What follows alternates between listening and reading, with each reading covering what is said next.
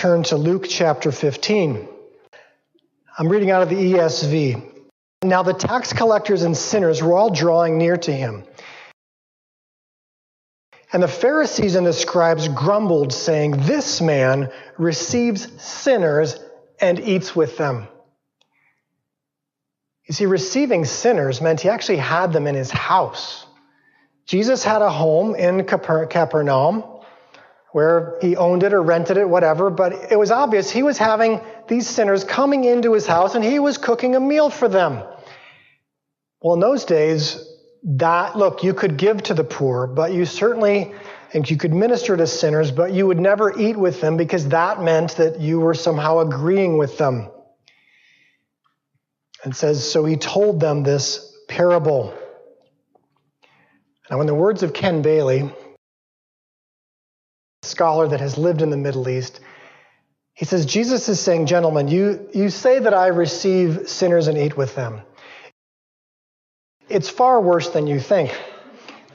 I run to them, I kiss them, I get the best robe on them, I kill the fatted calf, and I throw a big party for them. It's much worse than you think. So let's read this first parable. What man of you, having 100 sheep, if he has lost one of them, does not leave the 99 in the open country and go after the one that he has lost until he finds it? And when he has found it, he lays it on his shoulders, rejoicing. And when he comes home, he calls together his friends and his neighbors, saying to them, "Rejoice with me, for I have found my sheep, the sheep that was lost." Just so I tell you, there will be more joy in heaven over one sinner who repents than over 99 righteous persons who need no repentance.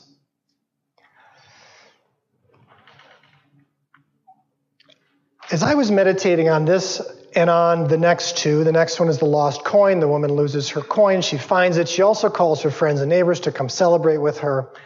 And then we have the parable of the prodigal son, which we're well familiar with. The father gives all of his resources to a son who uses those resources to move away from the father. And the father's reaction is to wait for him, to long for him to come back. And when he comes back, he welcomes him. Now, it's not saying there was no hurt involved in him going away. But the one thing I notice about all three of these is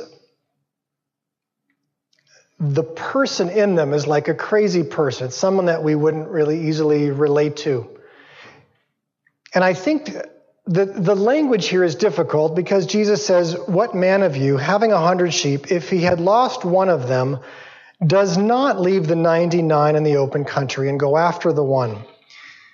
He's talking to Pharisees. Many of these Pharisees were wealthy. They probably had 100 sheep. They would never watch their own sheep. That was impossible. Shepherds were very, very low. Already he's starting off like telling them like this legend. You wouldn't. And so he's going to go on, and I think each one of these is sort of progressively more ridiculous to them. Having lost one of them, you're going to leave 99 and you're going to go look for one of them. I think the answer is also, no, we wouldn't do that either. No. And somehow, when we read this, because of the language, and perhaps we're so used to it, we all nod our heads like, yes, we would leave the 99 and go after the one. You're leaving 99 in an open field, and you're going to go after the one. I'm disagreeing with probably 99% of the people that interpret this, but this is how I see it. And I think God welcomes us to see it in a fresh way and say, I wonder if that might be the case. And either way, it stretches our minds. You don't have to agree with me, but it stretches our minds to what might God be saying. Because a parable is something that is he's trying to shock you somehow and not just tell you something you already know. So this is actually news to them.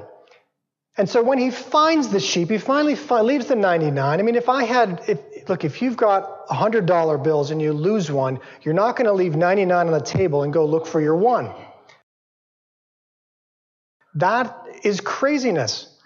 So I think he's using hyperbole here, and he uses it a lot with people to sort of shock them. Cut off your arm if you sin. He's using things because he wants us to notice that he's talking about spiritual principles here, and he has to sort of use big language to do it. Big language. So once he's found the sheep, probably the Pharisee would actually sort of kick it a few times because he's angry with the sheep. You're wasting my time. You have gone out, and now I have had to look for you in the heat of the day. Kicks it a few times. By the way, a sheep, when it gets lost, unlike a human, when we get lost, we get frantic and panic and run around and try to find where the shepherd might be. A sheep just lays down, and they won't move.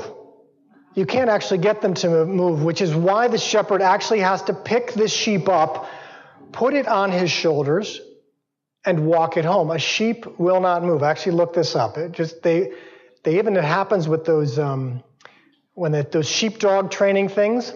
If the sheep get too scared, they will lay down, and no matter how good your sheepdog is, they won't stand up again. What they say you have to do is get the whole herd of sheep around them, and then they will stand up, and then slowly you can move them toward your goal with your sheepdog. So a sheep weighs, I just looked this up as well, it said a sheep weighs 240 pounds on average. So we see these pictures of a little lamb around Jesus' neck, and we say, oh, isn't that cute? Full-grown sheep. Maybe it was a medium-sized sheep, but whatever it was, it's a parable. It sounds like a regular-sized sheep. This shepherd is going to pick up this sheep and carry it home. Pharisees are saying, I wouldn't do that either. And then the craziest thing happens. They're saying, when he comes home, he's going to call his friends and his neighbors to come celebrate with him over his sheep.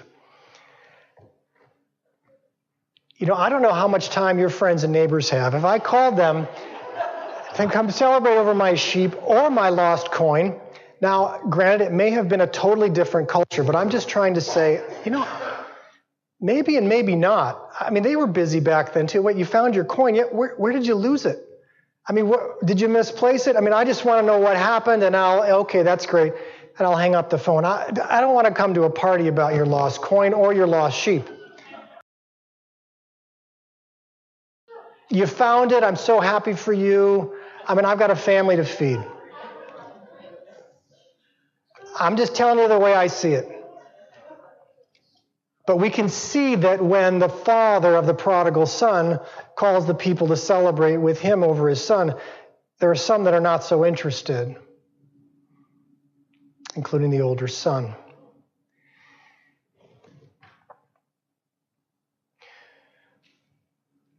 I find this actually very important. I want to do an exercise with this sheep parable. Because most of the times when I have read these three parables, I have thought of the prodigal as somebody else. It's the really bad people. It's the who are in the gutter but, pull themselves out. And I think we are all that lost sheep. And I think there are people in this room, including myself, who may even at a conference like this, you find yourself, I think I'm kind of lost. I had my way, but I just feel like I've lost my way. I was feeling close to the shepherd, but I now feel like there's a little bit of distance between us. And I'm looking frantically for him. In fact, I'm here at this conference trying to find him. And I want to do an exercise with you, a guided meditation.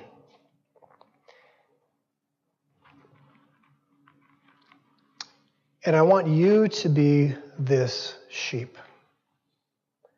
And I want you to let Jesus come and get you and find you and put you on his shoulders and take you back home. I can tell you when I tried this myself, it was difficult. I was complaining to him about how heavy I was, and you'll find yourself a little bit bothered because most of us in healthcare, we are used to not being inconvenient to anybody. And to let someone find you, and I would say, oh, no, I'll walk back. I think I can walk.